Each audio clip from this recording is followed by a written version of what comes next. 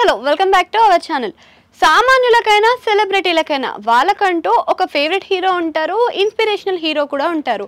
అలానే మన తెలుగు టాలీవుడ్ ఇండస్ట్రీలో క్వీన్ అయిన మన స్వీటీ అదేనండి మన అనుష్క కూడా అలానే ఒక డ్రీమ్ హీరో ఉన్నాడంట.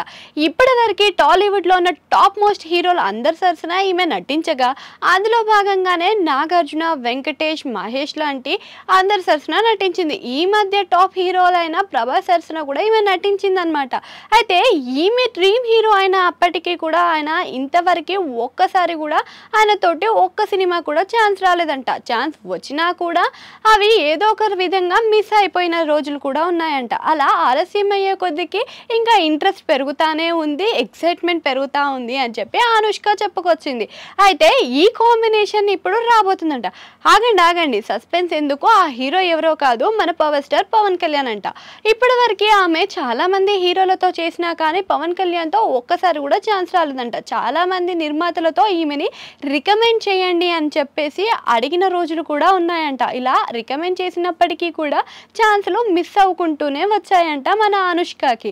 అయితే ఇప్పుడు ఈ ముచ్చట ఎందుకు చెప్తున్నానా అనుకుంటున్నారా? ఈ కొద్ది రోజుల్లోనే ఎలక్షన్స్ అనంతరం వీళ్ళు ఇద్దరు కాంబినేషన్ తెర మీదకి రాబోతుందంట. అది కూడా మన టాప్ మోస్ట్ నిర్మాత అయిన అల్లు అరవింద్ కాంబినేషన్లో. అయితే అల్లు అరవింద్కి అయితే ఇప్పుడు ఉన్న కాలంలో ఫుల్ జోష్ మీద అయితే నడుస్తున్నాడు. ఈ లైన్లో చూసుకున్నట్టయితే ప్రస్తుతం కొంచెం సినిమాలు తగ్గినాయి అని అనుకోవచ్చు. ఇప్పుడు పవన్ కళ్యాణ్ సినిమాకి తెర తీయబోతున్నాడంట అల్లు అరవింద్.